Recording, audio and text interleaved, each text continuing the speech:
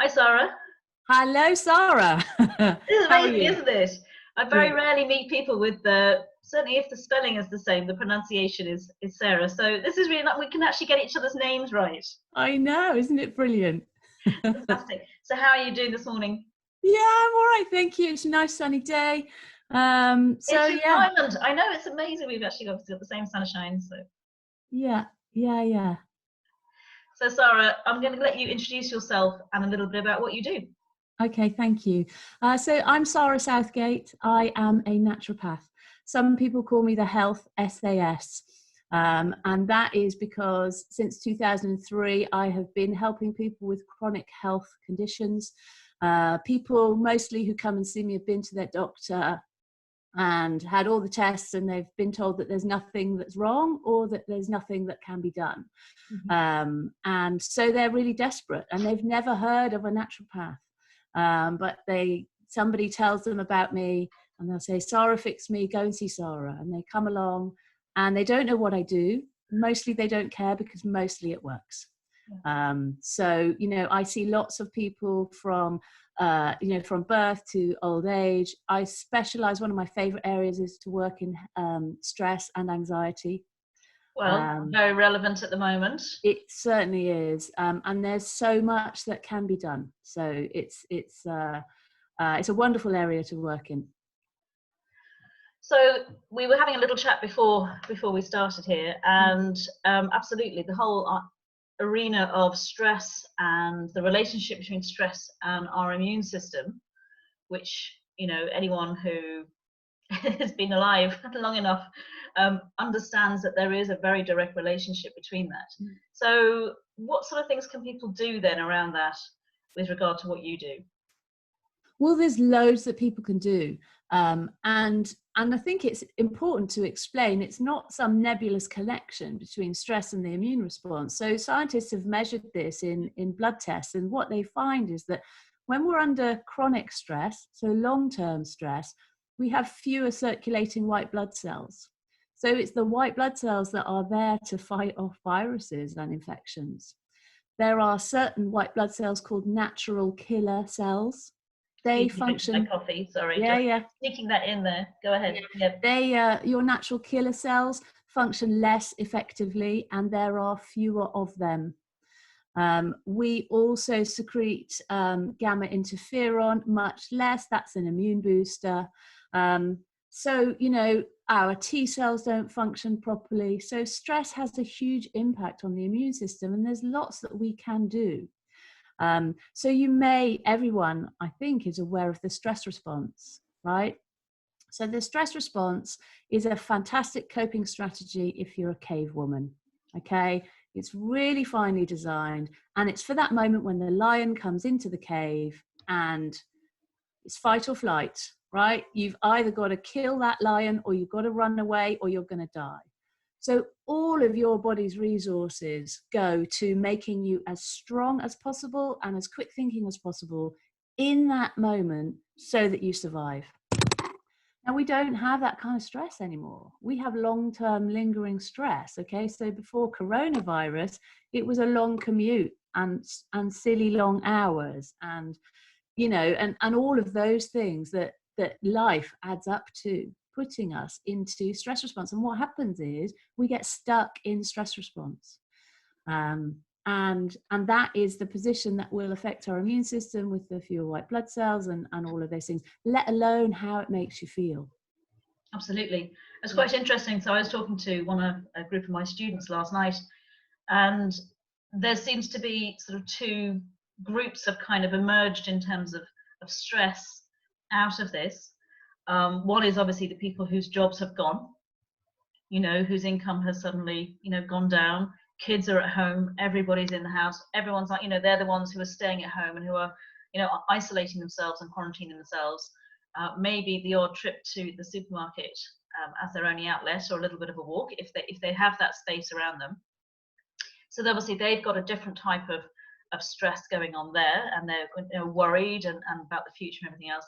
And then there seems to be the people who are still working and are continuing to commute and to go in, the frontline workers, the people whose jobs are essential, and obviously their work has probably more than doubled, maybe tripled or quadrupled in terms of actually their amount of work they're doing. So stress is everywhere, and stress is stress to the body, isn't it? It doesn't matter where it's coming from, it's still stress, and we're going to have that stress response. So are there things that both kind of groups of people can do? One is very, very busy, and the other one is very kind of busy, maybe in their minds at home, and kind of, you know, having to, maybe they're working from home and having to juggle all of that. What sort of things can people do? Well, fundamentally, what the knowledge is lacking, we have a stress response, but we also have a relaxation response. So they are two sides of the same coin, and they can't both be on at the same time. We're either in stress or we're in relaxation, never both. Okay. So our stress response is involuntary. We do not choose to switch it on. It comes on because of listening to the news or going to work or all of those things. Our relaxation response, however, we choose to turn it on. So we have the resources and the power to switch off that stress response by choosing to switch on our relaxation response. Wow, that is so powerful. Sorry, let me just absorb that for a moment. I think a lot of people, well, certainly I was aware of that, in the sense that obviously to relax, you have to do something. To get stressed, there's not very much you have to do. You know, you just have to have a negative thought and, you know, boom, or you have to kind of, you know, choose to be maybe irritated by something small. But so just explain that a little bit more then, about that kind of choice around switching on the relaxation mode. What sort of things then can people, you know, if it's a choice, what are the best strategies, particularly at the moment? So absolutely. So I would say it's something that you choose to do. So once you have the knowledge, you can start to practice this. So what happens when we switch on our relaxation response is that switches off us, and we switch. A very simple way to switch on your relaxation response is simply by breathing. Simply by breathing. And if you breathe long and slow through your diaphragm, so your diaphragm is a sheet of muscle through which runs the vagus nerve. It comes from your brain, it goes through your diaphragm, and it cascades, and it basically innervates pretty much everything in your body. So when you breathe diaphragmatically, your diaphragm is massaging that vagus nerve, and it sends a cascade of relaxation through your body. So and that is what switches off your stress response. So when we're not breathing, so obviously the breathing space is called the breathing space because pretty much fundamental to almost everything I've spoken to somebody about in these little videos is the cornerstone of it, or the centerpiece of it, is breathing. Right. So when we're not breathing in that way, what's actually happening to the body then? Well, when we're in stress response, we are breathing more rapidly. We're breathing from higher up in our chests. And that in itself is the way we breathe when we are stressed. And when we are breathing in that way, our body keeps us in that cycle of stress. It becomes a vicious circle. So just by switching up how you're breathing from rapid and shallow to long and deep and slow, start at the physiological level to switch on that relaxation response to get you out of that cycle. Fantastic. And so what else can people do? Obviously breathing is free. We're doing it anyway. I remember teaching somebody how to do a balanced breath a little while ago, and she said, oh, that's so boring. And I said, but we're breathing anyway. So just to become conscious of our breath and to do that obviously is incredibly powerful. What else can people do? What do people sort of find themselves just forgetting? Is there anything else that they can sort of become aware of just to remind them to do the breathing? I mean, obviously stress is in of itself, but sometimes people have got to that point. Is there anything else people can do to kind of build into their routine, their kind of daily routine, that can just remind them and to keep, because I'm assuming that as soon as you start breathing in a way that does switch on the parasympathetic, the calming system, the body kind of resets. Would that be sort of a fair thing to say, that everything starts to come back down?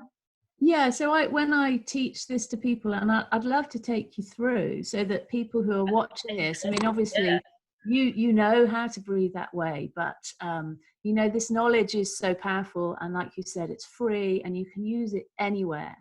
And it feels wonderful.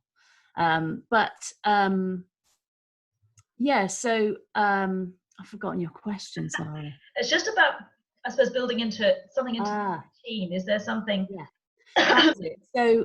So when I teach this to people, I say to them, it's a bit like training a dog, right? Your body is stuck in stress mode. And just in the same way as your brain is a creature of habit, so is your body. And it wakes up in the morning, goes, yep, we're in stress mode today, just like yesterday and the day before. So we wake up and we've got high cortisol and we're breathing rapidly from up in our chest. And that's the way it goes. So when you switch on your relaxation response, you're doing something different. And initially you think, oh yeah, that feels nice. And then your body will just go back into its habit loop again. It will go back into stress response. So we need to tell it again. So we switch on our relaxation response and you stay there for a while and then it'll flip back. So it's a matter of educating your body so you can start to experience it. And then the more you do it, the longer you are able to stay in stress mode.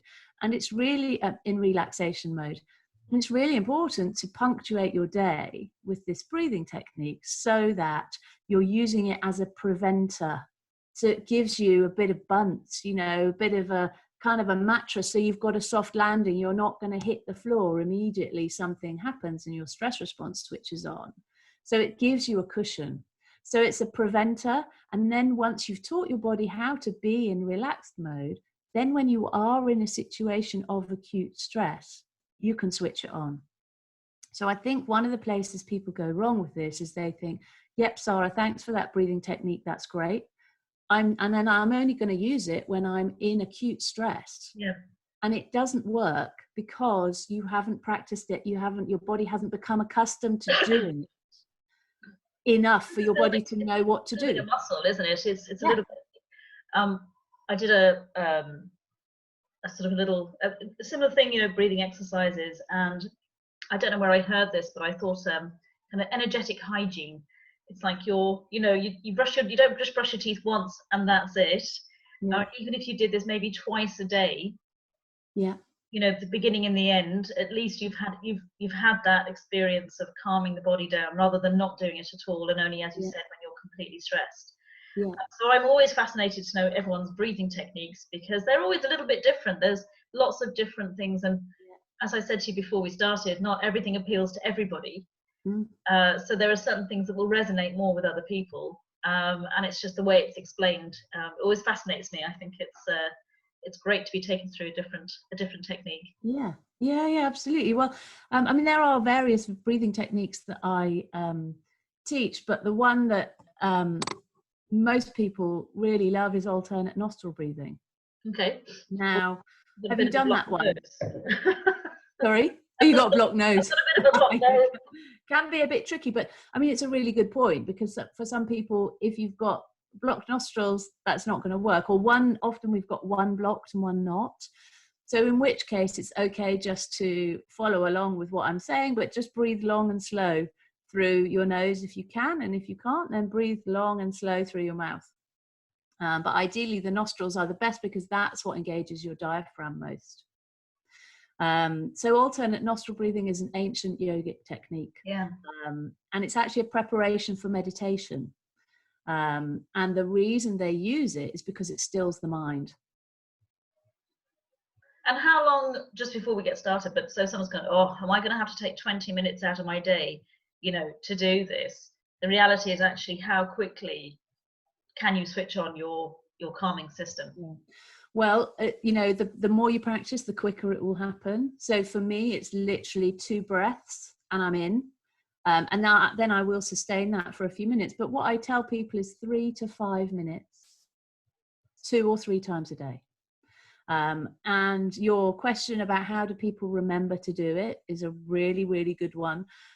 Because if you think you're just going to fit it in at some point during the day, it's not going to happen. It's amazing, isn't it? 3 to 5 minutes. You would think, oh yeah, definitely be able to in 3 to 5 minutes. Yeah. But people will forget. I think that's the whole point, is it? It is. We get caught up. We're still getting caught up with things. We are. And we're getting caught up with looking after everybody else as well and doing all the things that need to be done and not looking after ourselves.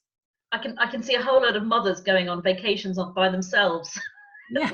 There'll be resorts full of mothers or fathers who've been, I'm not going to be Yeah. gender discriminatory here. Yeah. But yeah. Absolutely. So shall we do this breathing? Yeah, please, absolutely. So alternate nostril breathing, if you Google it, there's lots of complicated hand positions. That's not important at all. Okay, so what is important is that you breathe through alternate nostrils. And your breath cycle goes in one nostril, then you switch and you breathe out the other. And then you breathe in that nostril and then you switch. So you're kind of doing that. Or you're obviously not doing that with your finger. Does that make sense? Mm-hmm. So what I do is I just kind of balance my finger under my nose and then I tilt it and I breathe in. And then I switch and I breathe out. And we're with the same nostril, breathe in. And switch and breathe out. And breathe in. And switch and breathe out. So let's just pause there. How did that feel? Well, I can feel this one's clearer. Yeah. This side. So I don't know if that's just this morning. Yeah. Because I am a little bit congested. So I'm just wondering, do people often breathe more through one side than the other anyway? Is there a preference, or because it's quite an unusual thing to sort of focus on is one nostril, because generally absolutely. What we find is that you have at certain times of the day one nostril will be more open than the other nostril. Okay. And interestingly, if you do have one nostril which is shut, and you put your hand in the opposite armpit, it'll open it up. What do you mean? Like actually? Like that. Oh, really? Yeah, I read that. That was one of the things I read in a book. It was by a naturopath and a yogi, but like back in the late 1990s when I was starting to become interested in natural medicine and healing. And it was the book which actually prompted me to study naturopathy. And had all sorts of interesting things in, but I thought, what? Surely not. But it worked. Okay. So the opposite. If you've got one nostril that's blocked, yeah, you can put your hand in the opposite armpit. Wow. Okay. Well, this side was. I would, experiment with that afterwards. Don't try and add that into your alternate nostril breathing. But it's just interesting that our nostrils also have a cycle. We're just completely unconscious of it. Yeah, no, I really like that. That's there's only a few cycles, but like yourself, okay. I do a lot of breathing, so it doesn't take much now to just get into that kind of state. And yeah, it's just an interesting thing that when people know something so simple, they kind of go, yeah, I'll do it. But it really is about making that conscious effort, first, and to put it in as part of their routine, maybe even as soon as they wake up. To just do before they get out of bed, before they check their phone, before you start looking at Facebook and LinkedIn and the news and everything else, to maybe do that. And certainly when they go to bed, before they eat, to make it part of your routine. Something obviously before you eat must be really important too, in terms of the impact of stress on food. And I know you talked a lot about, food for reducing adrenaline as well. Is there anything in particular that people should be avoiding and then eating instead? Is there anything? Well, I mean, caffeine is a really super obvious one. Yeah, I mean, I also have a coffee every day. In fairness, I only have one now. Yeah. So yeah, it's my one little thing. Yeah. Well, we can't. Life is not perfect, right? And nor are naturopaths either, and coaches. We are but human. And the odd coffee is nice, but if you are suffering from insomnia, palpitations, anxiety, caffeine is not your friend. It causes those things. It causes anxiety. There's some people who drink 8 or 9 cups a day. Oh. I mean, and I understand that caffeine has a very long shelf life in the body as well. It takes a long time for the body to actually process it and get it out of your system. So what could people do then? What could people actually drink or eat that would actually help them to give them that little boost of energy then? Because obviously caffeine is to wake us up and to make us feel a little bit more alert. What could people do or eat or drink instead? So green tea also does contain caffeine, but it contains significantly less. And green tea is something that boosts the immune system as well.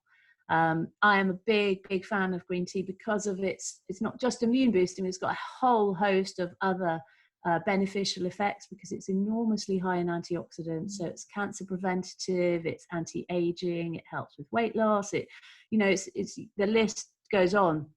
The thing about green tea is that green tea in tea bags, I think it's absolutely disgusting. You know, so and many people try and they go, I hate green tea, but they've only tried tea bag. Yes, but it's tea bag. But if I drink it in a Chinese or Japanese restaurant, it tastes completely different because they steep. I'm assuming they steep it then. No, that's because they're using loose leaf green tea. So you know, tea in a tea bag it's finely chopped up shards of tea. So I think that's why it becomes so bitter, because it becomes so strong. Whereas if you have loose leaf, you get the whole leaf. And it just doesn't become strong at all. It's beautiful and delicate, and I would absolutely, it's the kind of thing that you would, unless you have a specialty shop, go online. There are, you know, the Tea House, the Golden Monkey Tea Company. There's lots of places where you can get a proper loose leaf green tea. Well, that explains it, because whenever I've drunk it, as I said, in a you know, I will always order it if I go somewhere, like a Japanese restaurant. And it's lovely, and I will drink a whole pot of it, no problem. And then I make it at home and think, that's the most disgusting. Like, why would, like, no? And of course, we're not going to, you know, it's very hard to do something if it doesn't taste good. Yeah, absolutely, 100%. So green tea is a really good replacement, and it gives you a little bit of caffeine, but not so much. So it gives you that little wake up that you know you might have become reliant on, so that's good. The other thing that is really good to drink, and that is lemon water. So, you know, I defy anybody to still be half asleep after they've drunk a glass of water with half to a whole lemon squeeze in it. I mean, it's making my mouth water just actually saying it. There that goes, isn't it, with the lemon? I can think, I can feel it. Yeah. You know, and that's good for your immune system as well. So, you know, and the other thing to say about coffee and tea, apart from the caffeine, is if you were drinking them with sugar suppresses your immune system for 5 to 10 hours after you've drunk it. Wow. It's very hard to get away from sugar, though, isn't it? Sugar is often hidden in, and I mean, I'm going to make a generalization here. I know certainly in my house, you know, I've never had to cook so many home cooked meals from scratch, you know, in my life. But obviously in a more kind of normal circumstances, there would be a lot of food that maybe, you know, would be eaten out, or, you know, takeaways or whatever. So there's a lot of hidden sort of sugar. So I suppose the only way really to avoid that is just to make everything yourself from scratch, but that's not always. I mean, that's definitely the ideal, because you know, the food industry, there's a movement called clean labeling, and that means we're gonna put all the normal E numbers and this and that in it, but instead of calling it E1234, we're going to call it beetroot extract. So when you read the label, it looks like, well, that's okay. You know, so and the processed foods that we have, are they in there, the way your body translates it into fuel, they are much more sugary in their response, which is part of what prompts a stress response from food. But the most simple thing you can do is just stop adding sugar. I mean, if you add sugar to your drinks and to what you eat, that would be a really fantastic thing. If you did one thing for your health in this coronavirus time, you came out the other end sugar-free. Forget about the processed food right now, but if you're adding sugar to what you eat and drink, you know, quite apart from the fact that puts you into fat storage, you know, and it impacts on your immune system, it is one of the most profoundly important things you can do. And when I say sugar, I'm also including sweeteners, aspartame. The artificial sweeteners are really toxic chemicals. And from what I understand, the body actually still sees it as sugar anyway. So in terms of insulin, goes up regardless of whether it's real sugar or not. It's almost like the taste of it sends the body into a certain mode. Yeah. Sarah, I know you have an appointment yourself in a few minutes. Yeah. So if people want to get hold of you and want to know more, we're going to put some links underneath this video. Yeah. I want to thank you so much. It's been really interesting and fascinating, and I've talked to you all day about this stuff. Yeah. Yeah, look after yourself and stay safe at this time. And thank you so much for joining me this morning. You're welcome. Thank you for having me. So yeah, I'm here to help as many people as I can. That is, like you, it's my life's purpose. I'll be running a free stress and immunity experience so people can start to put into place the things that I teach in my Facebook group. So that's coming up soon. So come and find me in Facebook. Look for me on my website. I'll be really happy to help. We'll put your Facebook details there as well. Everything with there. People want to get hold of you. I'm sure there will be a lot of people who want to get hold of you after this, because we all, so much more aware now of really, we do need to look after ourselves and the people around us so much more, because this time is really showing us, what is missing and what we can do instead. And there are so many things we could be doing. That are easy, they're quick, and they're not going to cost an arm and a leg. But like breathing could even be free. Absolutely. Wonderful. Sarah, take care of yourself. You too, Sarah. Take care. Bye.